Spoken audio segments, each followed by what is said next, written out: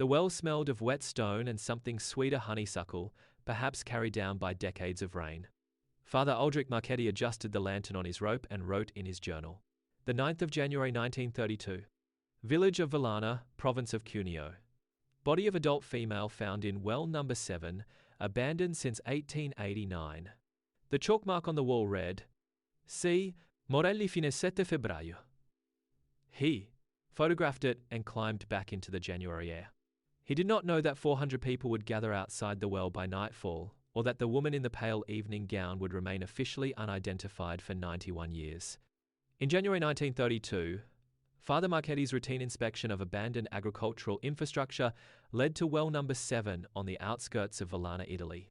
The body was positioned upright, her face turned upward as if awaiting a curtain call.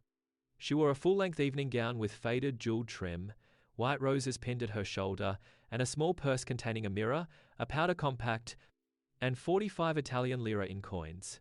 The examining physician noted with confusion that the roses appeared fresh, impossibly fresh for a body that had been submerged for what locals estimated was over a year. The autopsy would reveal the true cause of death, and the name that would eventually surface from a forgotten letter in Milan's police archives. 3 days after the body was discovered, an anonymous letter arrived at the Vellana police station. Written on yellow paper in urgent feminine handwriting, it stated, "The woman in the well is not a local. Her name is Clara Morelli. She sang at La Scala until 2 years ago. Find out who silenced her. Find out why." Inspector Enzo Ferraro took the letter seriously. He wrote to Milan's questura and requested confirmation from La Scala's archives. The response came 11 days later. Yes, a Clara Morelli had been employed as a soprano at La Scala from 1924 to 1930. She had left abruptly in September 1930. Her final address on file was a boarding house near the Duomo.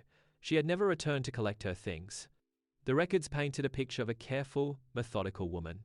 Clara Morelli, born 1,901 inches Turin, had trained at Milan's Conservatory and debuted at La Scala at 23. Colleagues described her voice as technically flawless but emotionally restrained, perfect for Puccini, less suited to the passionate works that audiences craved.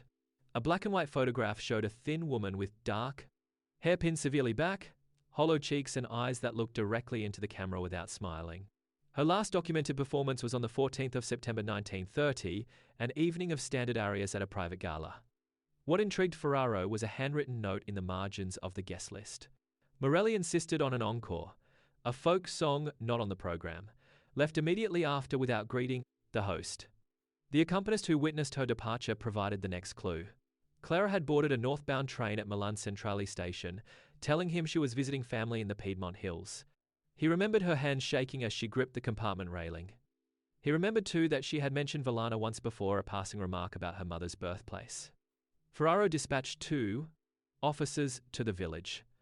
They interviewed the landowner whose property contained well number 7, a distant cousin of the Benzo family who had owned the land since 1872. He confirmed the well had been sealed after a cholera scare in 1889 and never reopened. He had no idea how anyone had gained access. The well itself told a story. The pulley system was rusted but functional. Someone had lowered themselves down deliberately. The rope attached to the bucket showed fresh wear marks consistent with multiple ascents and descents over several days. On the lower stone step, investigators found the imprint of a woman's shoe size 37, according to the cobbler who examined the cast. But it was the chalk notation that troubled Ferraro most. C. Morelli fine 7 FEBBRAIO. The handwriting matched samples in her personnel file at La Scala. Clara Morelli had written her own epitaph before entering the well. The question was whether she had descended to die or to sing. The coroner's report listed cause of death as cyanide poisoning, administered approximately 72 hours before the body was discovered. The absence of water in her lungs confirmed she had died before entering the well. The evening gown, according to La Scala's costume mistress, was from the 1929 to 1930 season and had not been returned to the wardrobe inventory. The white roses, when analyzed, were found to be a hybrid species grown exclusively in 3 commercial greenhouses in Turin greenhouses that kept rose bushes in bloom year-round by adjusting temperature and light. Clara Morelli had purchased them herself, less than a week before her death. The investigation concluded that Clara Morelli had taken her own life, likely due to depression following an undisclosed illness that had damaged her vocal cords. The anonymous letter was filed as either a concerned friend's exaggeration or a deliberate misdirection. The well was resealed. The case was closed. But Ferraro never submitted his final report, and the sealed envelope in his desk contained notes he had gathered in the final weeks. A second letter, also unsigned, warning him to stop asking questions about a concert in Genoa in November 1929. The letter referenced a patron who does not tolerate loose ends. Ferraro was found dead of a heart attack in his office in March 1933, 1 year after closing the case. In 1987, a historian named Dr. Elena Visser obtained permission to review the Vellana case files, which had been transferred to a regional archive. She noticed what previous investigators had missed. A footnote in the 1890 census mentioned a 17-year-old girl named Anna Morelli, who had drowned in well number 7 in August 1891. Anna Morelli, according to parish records, was Clara Morelli's mother's younger sister.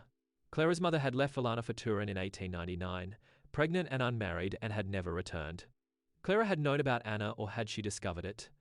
The parish priest's diary from 1930, uncovered in a storage room in 2003, contained an entry from the 12th of September 1930. A young woman from Milan came to inquire about the Morelli family. I showed her the grave markers in the old cemetery. She wept and asked about the well. In 2000, ground-penetrating radar conducted during a highway survey near Vellana revealed an underground chamber connected to well number 7, a space sealed off during the 1889 closure and forgotten by everyone except, perhaps, Clara Morelli. The chamber has never been excavated due to bureaucratic delays and insufficient funding. Local legend now claims that on certain moonless nights, you can hear a faint humming from the well, wordless, sustained, climbing toward a note it never quite reaches. Clara Morelli's voice was meant to fill concert halls. Instead, it filled a stone shaft 30 meters deep, heard by no one, preserved by nothing except the memory of a farmer who thought he was listening to wind. The opera singer sang her final aria at the bottom of an abandoned well, and no one was there to listen. Why did Clara Morelli, a woman with a career and a voice, choose a forgotten place to die? What did she discover about her family in Vellana that drove her to that well, that made her write her own name in chalk before the end? And who, if anyone, is still keeping her secret?